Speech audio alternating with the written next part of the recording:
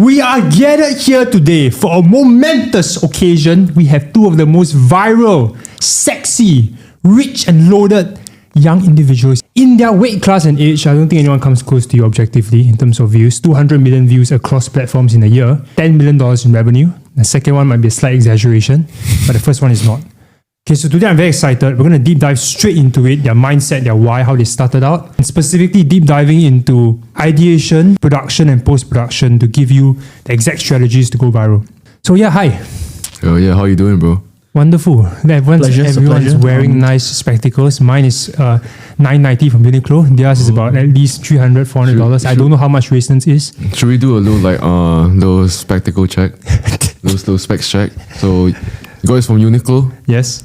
Honestly, it looks expensive, bro. I'm not gonna lie. Look like Tony Stark, man. Right, I would say at least like $400. Like the glasses you have on. What about you, Imran?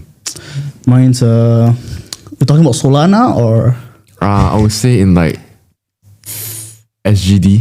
Yes, I don't wonderful. use that much. At this point, we have lost our retention already. So first, we did that on purpose to show you that if you do not engage, you do not cut out dead space and nonsense talk, people will scroll away. Okay, so we're getting straight into the meat today. We're starting off the climax. You both dropped out of school at a very young age. That is not true. Rayston at 16, Imran at 17. Why? Let's go one by one. I like to do some correction. I did not drop out. I withdrew.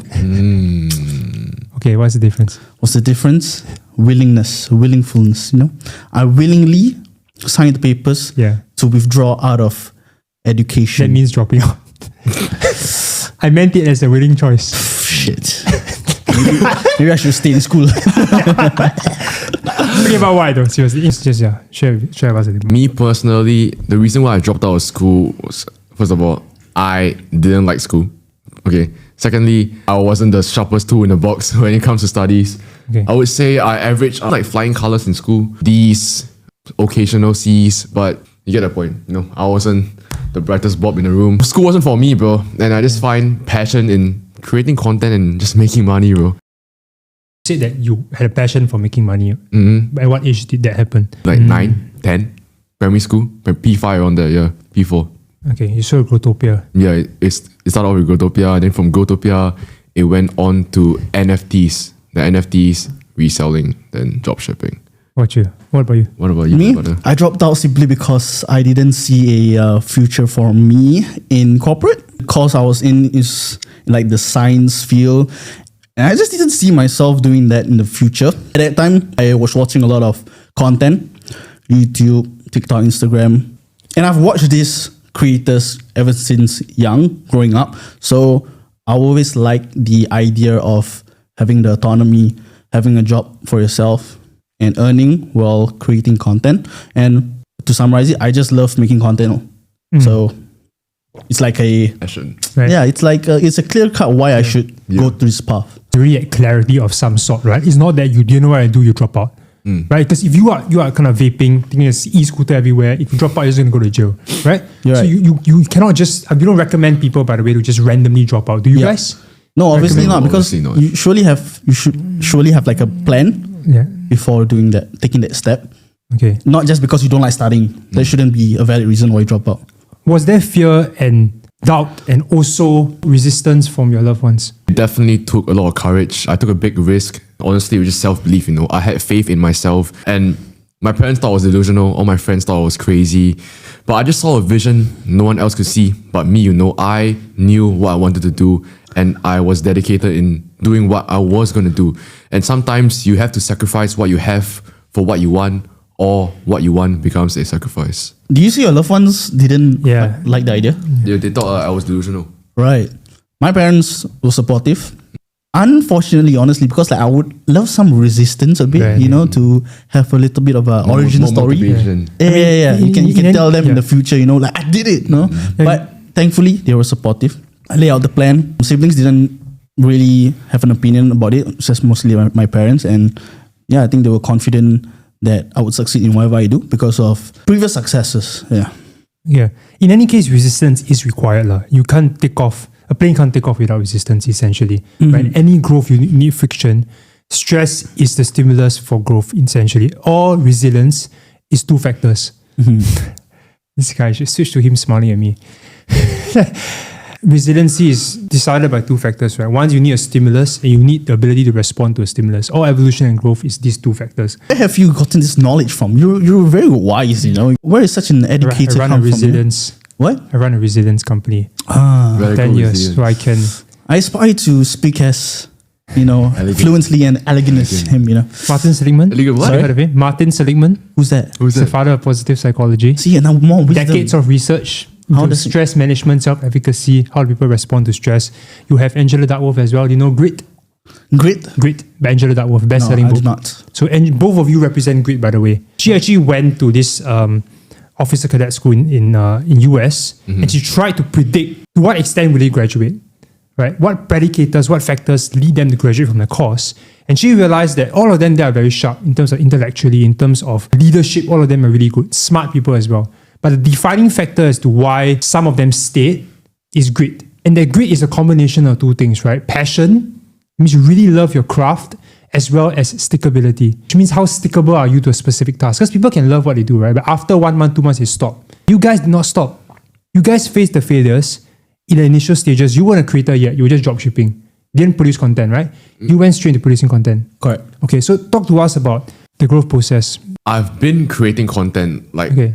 it depends what kind of content, you know. 'Cause I was thirst trapping, right? Okay. I was thirst trapping when I was Sec 2, 14. Yeah.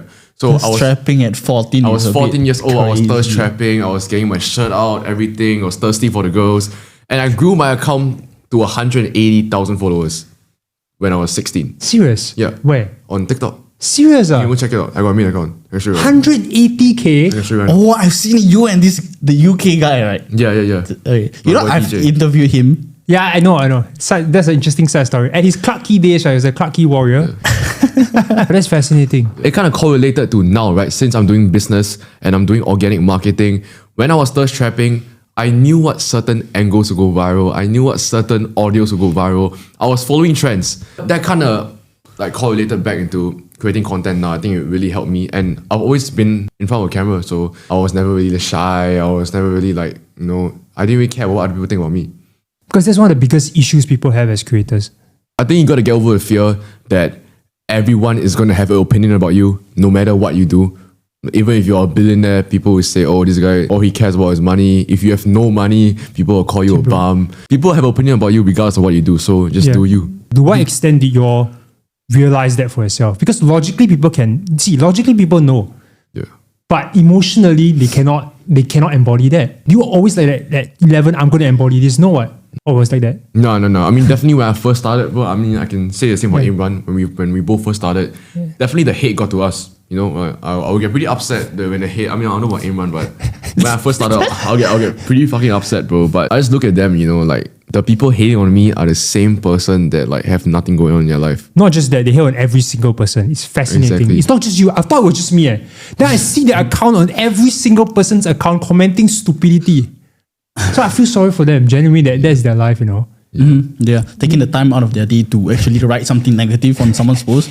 Like, how sad can it be? But genuinely, I think that's a lot of empathy for these people. That's the only way I can deal with them. I mean, it's like, bro, I just don't understand, like, how can you hate on someone that has what you want? Because they took the courage, they had the mindset to go work towards it, right? And then they still complain why they haven't won yet. Because how can you expect to win when you haven't even clapped for someone else's success? It just, God won't reward you if all you do is spread negativity and hate. Do you have issues celebrating people's success? Or do you feel jealousy? No, I think I applaud them, man. Like, especially if it's my friends. Yeah, all praises to them. I mean, they worked hard for it. They deserve it. Unless it's like absolute prick that is like maybe like a world leader or that has like done something wrong. Of course. And they are still in that position. Obviously not that celebratory lah. Okay, but of course, it's ethical, moral, legal. You celebrate them without Of course, envy. yeah. See, I can't do that. I'm the first one to admit, right, that I'm a very envious individual. In fact, right, interestingly enough, this is fascinating. When these guys first came up, right, to the scene, Imran, when he first created content, he was like 21 creating content. Damn. 19, 20? Yeah, around there. Around there. He was going a bit viral on YouTube. Then at the back of it, I was thinking, wow, this guy's obnoxious, man. He's obnoxious. But at the back of it, right, it's also a bit of jealousy. Because I wanted to do that. For the longest time, I wanted to create a YouTube channel. I wanted to influence. Right. So it's so interesting that 3 years down the road, I'm praying in a mosque and he's going to church with me. It's just fascinating to me. But like, I'm saying that I had issues celebrating or rather feeling genuine satisfaction for other people, but you guys didn't, which is great. And I think that's one thing that you guys need to have is that you have to look at people and say, hey, I'm inspired by it. Not, hey, I'm threatened by it. But do you lash out? Do you portray confidence that you have in you? And is it like a motivating factor you have to succeed in the future? I would argue that definitely plays a certain part, the competitive part. But I think beyond a certain point, it might get dangerous as well. I think you'll know my story. Most of you watching might know. If not, I went through a relapse at 28 years old, nearly took my life. I wrote my suicidal notes. And part of that is because my worth was entirely based on my identity as an entrepreneur, as a creator, as a producer. The moment I cannot produce, coupled in the fact that men's esteem or worth in society is based on their ability to produce, I just crumbled completely. And the irony is this, I didn't overcome it by letting go. I overcame it because I was very fortunate to get back my ability to produce. I would hope that I will not get back into that state again, but I really don't know if I lose my ability to produce, whether or not I'll be as resilient or not. But let's go back to the point of discussion. Do you face doubt when you first started out? No. I mean, like, now that I look back at it, it's pretty like inhumane to think that I could do it. I trust in God's plan. I think that plays a big factor in why I push through and do not care about the result in maybe the first 1 year, as long as I'm creating content. I mean, yeah, in terms of doubt, very less. That's what got me, to keep on going. Even though I have like 100 views, 0 views, no views for at least like 1.5 years. That's when I started doing the interviews at Clarke Quay. That's when it blew up. So 1.5 years, you had no views. Yeah. What were you doing? I was making like something that I like. So like fitness videos, maybe some challenge videos. I didn't really care about the strategy compared to now. Like I didn't care about virality. I just did what I wanted to do. Okay. The virality strategy only came up after I got the attention. I think there's a small lesson here as well. Like I think you need to start. You don't need to be great to be start, but you need to start to be great, right? It's a very cliche quote, but it makes sense here because I think most of us, including me, didn't start out as pros. I didn't start out understanding virality factors. I didn't start understanding how to cut off dead space. I didn't start out hooks, conclusions, storyboarding. I didn't start out that way. Like I just started out trying stuff, just like you guys. Yep. Right? Maybe Rayston already had a little bit of sensing of what virality is, but we studied. Right? We studied and along the way reiterated, and then you all went super viral, which we are going to go into. But I'm just making a point and saying that you guys actually started out. And then you went to Clarke Quay and you realized, oh shit, that works. Then you double down on that. Yeah, I did. Okay. Triple down. You triple down on it. Share me how long that process was and whether you had that conflict in your mind, conscience-wise. Because as a Muslim... Yeah. Conflict-wise, consciousness. Yeah, I feel like it did not align with my morals a bit. Yeah. But I knew I needed to do something to push that barrier to get a bit of attention. Then maybe divert, because I think that's a good strategy even at the start of someone's content career is to get the attention first, no matter. This guy got attention from spreading money as well. I thought it was a clown. Who is this guy? Yeah, he's doing it right, man. Yeah, exactly. I'm saying that. That's why. Yeah, exactly. So like attention first. Obviously, I had this argument in my head whether it's right or not. Yeah. Ultimately, I decided to move away from it. No regrets though. Okay. And you interviewed him. What was he saying? So that time it was COVID time, right? Okay. So Clarke Quay clubs were closed. Yeah. And all these Gen Zs were like outside, hanging out. Bunch of people. So like too much. Yeah, bro. And they're like, I don't know what are you guys even doing there? I don't even know what you guys doing. So because you guys weren't drinking much outside there. Were you drink? Okay, maybe it's hidden. So, I didn't see it. They did a good job. So I went around there. Hormones were through the roof, so prime place to ask this kind of borderline questions. Right, okay. What question do you ask him? You remember? I think he asked me like something about like your like types in Singapore. It's something like that. Because all my questions last time. It was pretty controversial. It was smart. It's taboo topics. Yeah. Mostly provoking the genders, the different genders. And this is a foreshadowing into what we're going to discuss later. Virality factors. A huge one is controversy. Novelty is probably the two biggest one. Attractiveness as well. That's why he put certain girls in the thumbnail. Right? I mean, it's no surprise. It works. Okay, but again, we're going to touch on this in detail in a bit. I want to fast forward it to today. You guys have 200 million views amongst in a year. Maybe 100 plus, 130, 40 from Imran, then the rest from Rayston. It's still a huge feat, right? By comparison, I only did like 30 plus. Okay, which is half of yours. What is the secret in one word? Controversy. Retention. Elaborate. It might be a little bit different for me though, because I'm in the finance niche, right? You're in the entertainment niche, and scientifically, anything entertainment is supposed to go viral easier. So finance, in my niche specifically, there's three things that that comes in conclusion when you try to make a video go viral. Number one is personality, education, and entertainment, right? So I have to be also engaging. I need to be my own personality. I need to talk, just be myself, and at the same time also educating the people watching the videos. You need to be unique. You cannot be wearing a suit talking a monotonous voice like 90% of insurance agents, right? You have to be unique. The way you dress, the way you act, your cadence. It helps that you have a very deep, sexy voice, resonant voice, which I find it very hard to duplicate. I have to speak intentionally deeper, just to match that. Okay, but yeah, above on that, you're saying education as well. Yeah. So you pivoted into education eventually also. Yeah. Talk to people about how to make money. Yeah, like what you say, if you want to stand out, if you want to go viral, you have to be an exception. And it says it in the word, you have to be exceptional. Right, so the black sheep, you can't just do what everyone is doing. And the only reason why I went viral in the first place was I saw a gap in the market. No one was spreading money in Singapore. No one was doing. I mean, sure they were doing it, but I got the idea from people in the States. Like it was a common thing. Everyone would spread money in the States and America in general. So I brought in Singapore. First video, 250,000 views. Second, 200K, and I gained 80K followers. It was the start of June. And that's crazy progress, man. I gained 80K followers in little over 9 months. Yeah. By comparison, he's being humble because in the same time, he got about 200K combined. And that's where it's fascinating because I met Imran around January 2024. And then in 1 year, he blew up at least 300K combined. Elaborate. I use the word retention because I'm in the entertainment field, as you say, right? Yeah.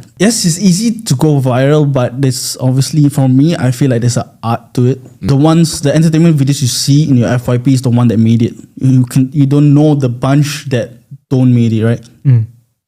And I think retention is important because, us humans, we hooked on to like fast, what do you say it? Like adrenaline, dopamine. Yeah. Dopamine, yeah. Yeah, exactly. So I use that into the videos as other creators do, big creators like Mr. Beast.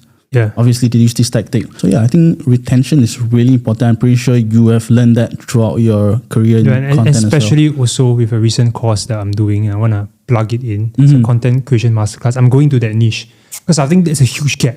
There's a huge gap. And when I studied it, I'm doing one on 26 April. The next one, you can check out the link in my bio. But essentially, virality is very closely linked to engagement. People ask how to go viral. Essentially, the algorithm will push videos that engage more. That means more saves, more shares, more likes, more comments. And how do you if a video don't do well, what is it because of? You suck. That's what Imran said. Yeah. So it's damn funny because sometimes my video don't do well, right? Then I say, I blame the organization, this suppressed that. Then Imran said, nah. Your video just sucks. It sucks, honestly. Yeah. Because if it's good, it will do well, man. Like why would they not push out if people are commenting, liking, watching throughout the video, sharing, saving? I don't want to talk about that, right? So how do you get engagements? Which brings back to the point, controversy. Someone has to comment something. People have to share it to their friends. People need to tag their friends in the comments like, Leo, look at this guy. And then just push this video out more to the algorithm. So your question, if you're smart, you should be asking, right? How do I increase engagement in these 4 categories? And we're going to deep dive into it. I think if, let's say, the algorithm suppress you for certain reasons, like mental health issues, like Andrew Tate, for example, then maybe, right? That's a caveat. Like most of the time, it's not. Speaking of AT, let's break it down into 3 areas, right? Ideation, production, and post-production. So ideation process. How do you ideate your stuff? And how does it pass the test before you produce it? Would I watch it? I have the idea. If it comes out on my FYP, would I watch it? If I want to watch it, I'll produce it. Got you. But what do you think that's your own filters? Sure, but at the end of the day, it's my content. So I want to do what I want to watch also. It's not fully for the audience. It's partially because I want to do it. If it's fully for the audience, I would be like a robot, man. I would probably do something else to gain all of it. So it's a mix. Yeah. You're saying it's a bit of your personality. Unique.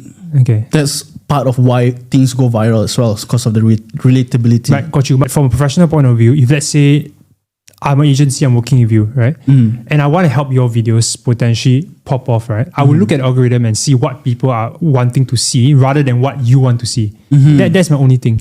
But I'll argue because what people want to see is what usually I want to see. So And like, yeah, okay lah. yeah.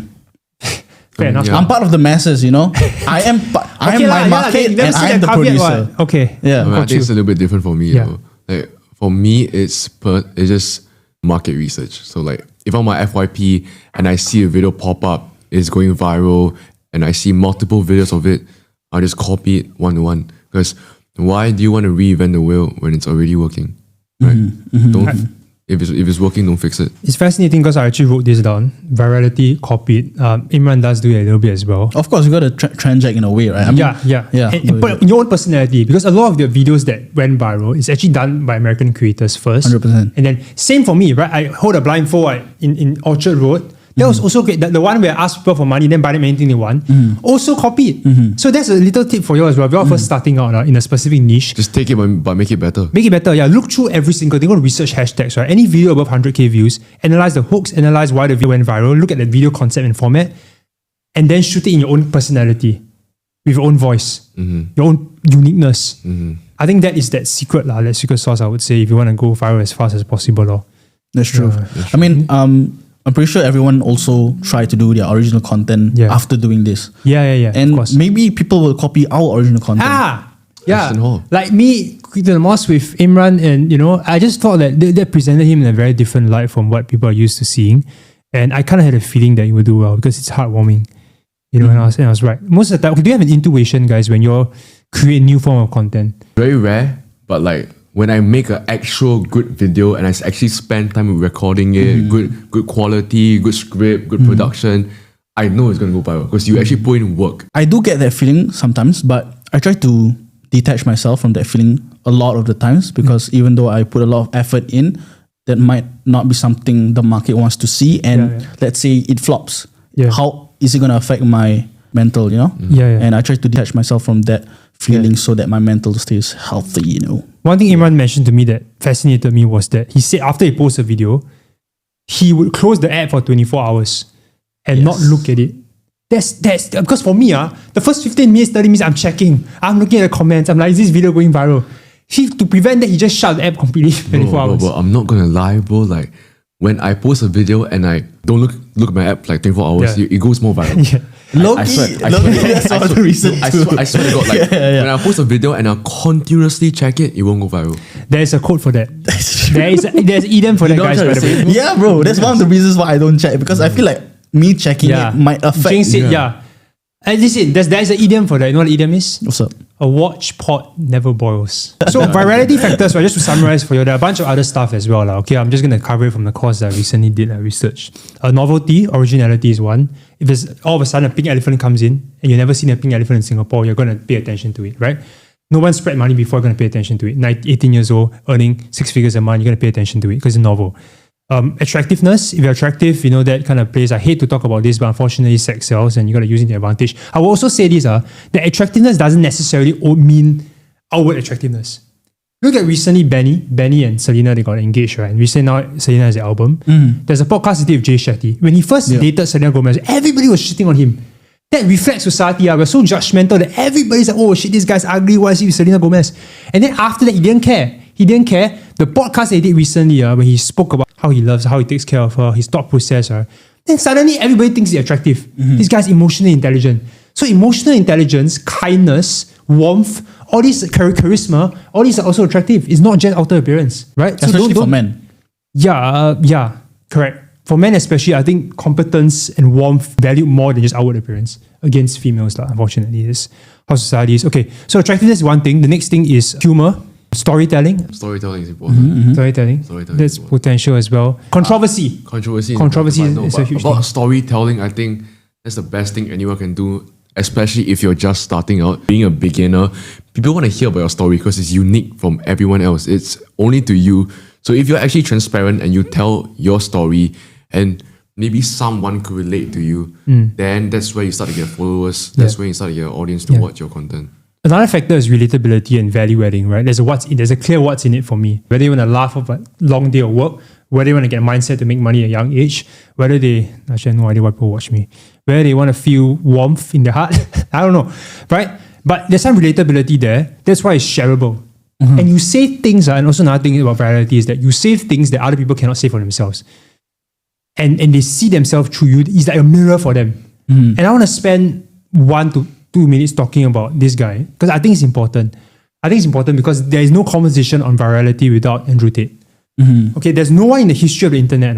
And this is objectively speaking. I know that understandably some women especially might not like him. Okay, there's certain things that he says that obviously a bit crass and I don't agree with. And I understand it can be interpreted as misogynistic. If you analyze it from a professional point of view, nobody has ever gone that viral in such a short period of time. Billions and billions of views, 2-3 years, so prominent to the point where governments took him out. Okay, they called the Romanian government to lock him out without evidence. For 3 years, they cannot find evidence. He came out, come to America, and still have people talking about him. Yeah. The Florida governor talking about him. The president talking about him. So there's no conversation in virality without him. And the interesting thing about AT, right, is that on a grander scale, right, media actually reflects society. And the reason why he got so viral, right, is because media was moving very far left. Was moving very far left, right? You have people that cancel culture. You cannot stand up for your beliefs without being called homophobic, being called like sexist or whatever. So you cannot do on top of it, you got the left, and then you have the feminist movement as well. Nothing wrong with the first few waves of feminism, right? Equal rights and everything. But it got to a point where it's weaponized. Got to a point where, people are saying men are trash, double standards and everything. And then on top of that, you have a crisis of men who are lost, quote unquote, because they feel invisible. They do not have an outlet to express themselves. They are competed against by women who are getting more educated. Nothing wrong with that, by the way. But I'm just stating the reality. They feel very suppressed and invisible, and also sometimes ostracized. All of a sudden, there's this whole batch of energy that's stored. Then all of a sudden, you have some guy that comes in, he's rich, he's self-made, jacked, he's a kickboxer, he has all the traits of traditional masculinity, which is also not talked about anymore. And he goes on and just says things that are unfiltered, completely unfiltered in every single realm. Finance, money, masculinity, gender, women, politics. Yeah. So on every realm, right, he's hitting people, and these people feel for it. Then they share it because they want to express themselves through him. Yeah. That's why he got so massively viral. And that's another secret. I believe that's the overall secret in virality is that can you fulfill a spiritual need? Can you fulfill a pain in society? You know who's someone that I believe like is really good at content and everyone absolutely despises him? It's Brad Go. I think Brad Go is a genius. I think he's an absolute genius. Oh, interesting. I mean, a short period of time, yeah. I know someone that works with him, and bro, I tell you, bro, like he makes so much money, bro. Like, it's not funny. I know his numbers. I'm not gonna leak it, but bro, he makes a lot of money, and his funnels are very tight, which is what I learned from you as well. Recently, now I'm gonna go into courses, right? I realized, oh my goodness, there's potential there. To be honest with you, like the whole point, like I wouldn't say I looked at Brad Go, I wouldn't say that, but like he kind of like showed me like, bro, like just do you. He was from Singapore. You did a video with him as well, right? Yes. Yeah, and like he just kind of showed me like, bro, just do yourself, do you, and I guarantee you live a happier life. Because look at him right now. He's not in Singapore anymore. He's living such a happy life. But it's funny, he went only for a couple of months and even included me in the process. Technically, I included myself, right? And then that was my first controversy actually, because I duplicated him, did a bit of a parody. And then people call me out. And to be fair, looking back, that did stick out like a sore thumb. And I do have to learn my lesson. I wouldn't change things looking back. But it's interesting. Even got me talking about me. Even got Daily Catch Up. A full episode dedicated to him, man. What the? No, Brad goes. It's just controversy. Yeah, correct. But I would say why he didn't do as well as you is because you're more charismatic. Right? He's just being himself. I don't know whether he's playing persona, but I don't know whether he's saying things on purpose to be stupid. Whether he half believes it, I believe it's a bit of both. But for you, it's very hard to argue against you. That's the thing. Because what you're saying has substance. That's the thing about Rayston. Even if you look at our videos, right, that I did with him, there's no comments. There's no negative comments because what the only negative comment they can say is that, oh, it's fake. It's scam. That's the only thing they can say. Like they cannot say anything else. Yeah. Interestingly, because you're actually showing the watch. You're actually showing the Rolex. How can you say it's fake? But yeah, Brad Go is just controversy in a nutshell, and he went so viral. He went viral in like a short time, and he had like I swear he had at least like 100 clipping accounts. Yeah. Right. Okay. Which is why like I think clipping is so important as well. And I want to talk about clipping as well. Like I think clipping is a good ass side hustle. I have 14, 15-year-olds in my community clipping my videos. They make 4 figures every month just by clipping. Not just you, right? Other people's as well, right? No, just me. Oh, okay. Like people just clipping my content and they make like 4 figures. You pay them 4 figures lah, because you pay them by views, right? I pay them by views. Okay, wow. And for me, honestly, it's really not hard to get views. Everyone hates on me, so that's where the views is at. Got you. Okay, let's quickly double down into the rest of it, which is production and post production, right? Let's talk about production. What do you keep in mind when you're producing content? How do you get into the zone? What are things to keep in mind when you're filming, framing? For me, sometimes it's spontaneous, but we're talking about like a more scripted, more tied down video. Like we already have like an idea in mind and how to execute it. Just make sure the pre-production, like the script, is solid before you go into it. I sometimes go into it without having a solid script because I want it to be more spontaneous. I think that's part of my brand in a way. How do you script it? You script what you have in mind. You script the kind of people you're looking for, correct? Do you have a team to script? No, because the thing is that his kind of videos is public content. So when he says script, people are confused, right? So how do you have purpose behind seeming spontaneity? It's actually not seeming. It is spontaneous. Okay. The scripting part for me when I say script is mostly just the general idea of the video. Yeah. So I understand for a lot of creators they have to script more than that, like the hook, the climax, the introduction. But mine is mostly it's just a one whole package. So in a way that's different. So I have the idea. I go on the ground, film it. Things might take a turn. We might need to do something else differently. Have to adapt on the spot for me because I'm in the public space and things can change. I go there and like the strangers are not there. The demographic I want is not there. I need to do something else. Yeah. And it's specifically for public content. If you're looking to shoot public interviews and stuff, and I do a lot of that as well. Don't do that. Leave the market to me. But it's not easy. Okay, it's not easy to do. That's why I won't say dominate, but we're the most prominent people, right? Because it's not easy to do. It takes a lot of courage, a lot of skill set, a lot of ability to read people. Okay, and connect with people. You need time to actually do that. And we only feature people who make the final cut are the ones that have personality. Because he shoots like 10 videos before he gets one, That's what people don't see. Yeah. I don't do that. Yeah. Talking about like how Rayston took the gap in the market, right? Yeah. I'm pretty sure we did something similar where Singapore there's not much public interactions going on. So I think the opportunity to take the gap is very important, and Rayston took it, so did we.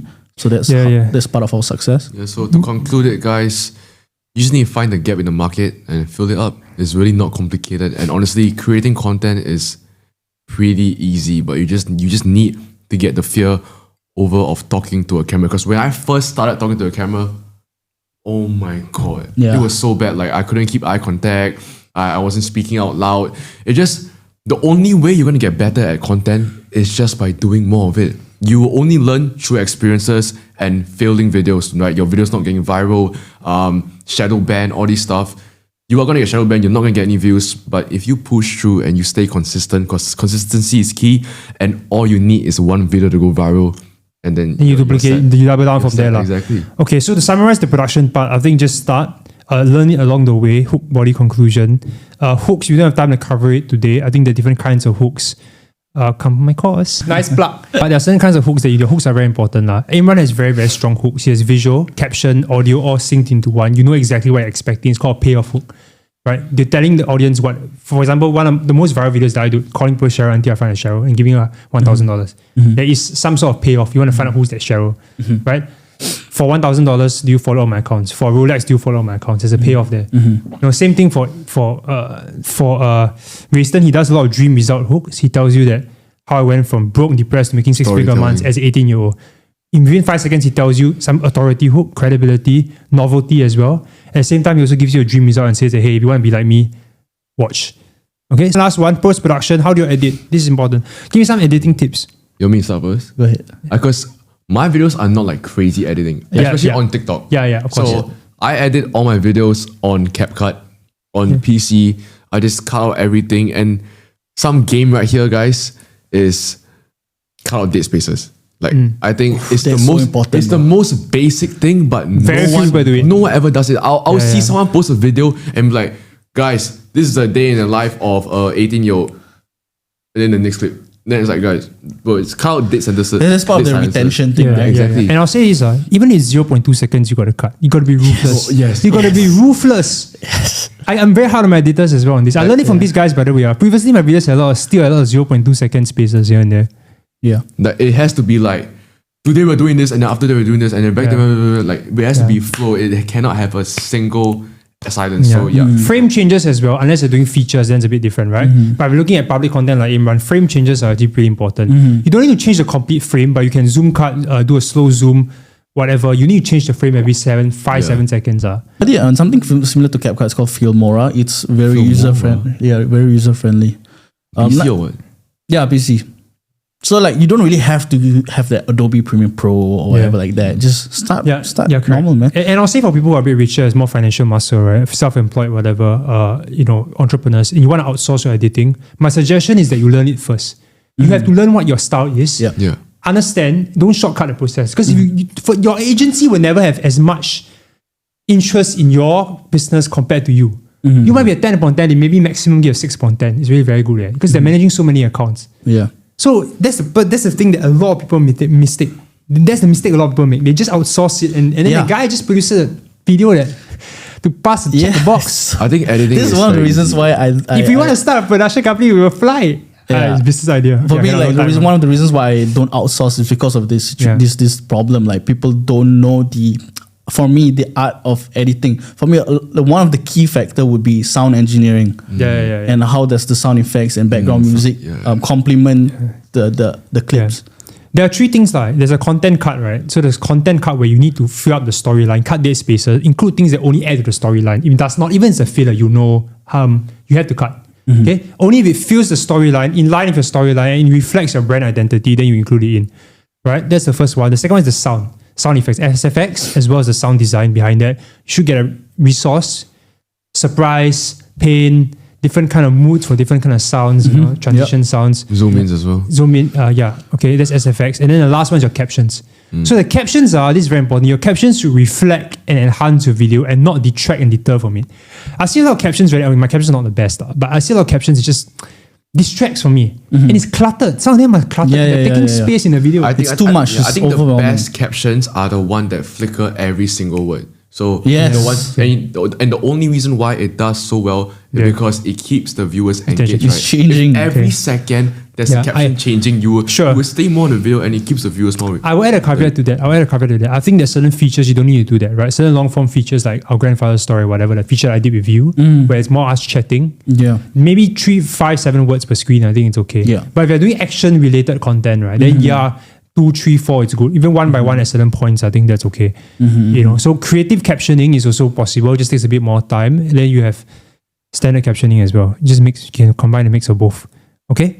So wonderful. I think we more or less covered a kind of short masterclass. I think last question, I think for someone watching this podcast right now and he wants to start creating content, what's the first step? Because I'll tell you what's the first step. First step is to find your niche. What do you want to do? Right? Once you found your niche, second is to go look at other people in your niche, see what they're posting, what they're doing. Okay, this video went viral. Okay, cool.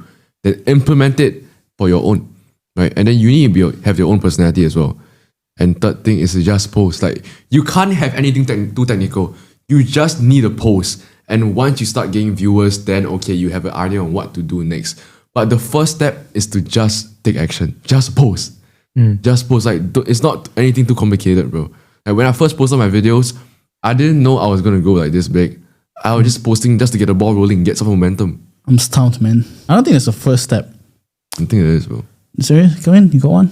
I'll add off with this. I did a public speaking workshop once before with a very famous comedian in Singapore. His name is Rishi or something, I can't remember. He's quite one of the higher up there comedians. He's very charismatic, and he did a talk on public speaking. So he made us do exercise. He made us do exercise where we just stand in a room. Imagine all of us stand, 20 of us, and we have to make eye contact with every single person, slowly. Very interesting. Then when you make eye contact with people, you'll notice certain things. You'll feel certain emotion. You'll feel certain awkwardness, a certain shyness if the person is more attractive, whatever, right? You feel certain things because you are actually staring at people's souls. You're picking up emotion.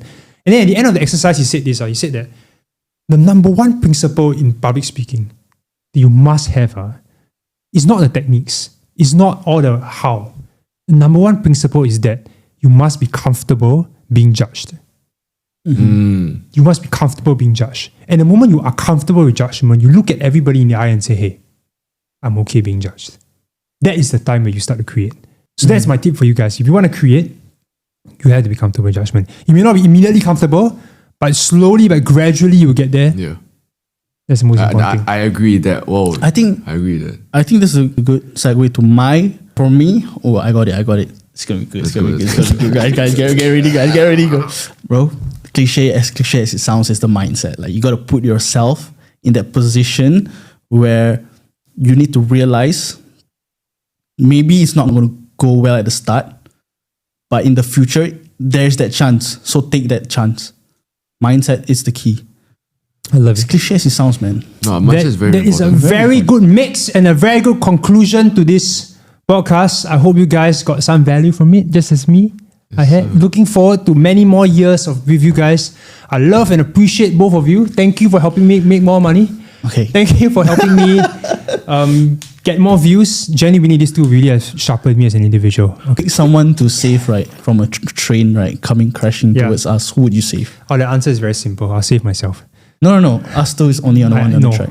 I create my own rules. You remember the Mr. Beast games? There's two trains, one Rayston, one Imran. Who would you choose to save? Okay, my answer is very simple. I'll choose Rayston. You know why? To die or live? To live. Because he got chance to revert to Islam. You can go to heaven already. No, that's not true. Okay, fine. What a perfect answer. But yeah, guys, thank you for watching this podcast. I hope you learned a thing or two from this. You have to watch the full podcast, though you will not learn anything. But with that being said, guys, if you want to learn how to start branded dropshipping in 2025, you can DM me on Instagram, Rayston Heem. Follow my Instagram, TikTok at Imran. Enjoy content and look forward See to you guys more. next time. Okay. See y'all. Bye. Before this, if this podcast hits 10K views, we run it back. Let's do it. Okay. 10K views, guys, we run it back. All right. Let's see. Okay. Nice. That was good.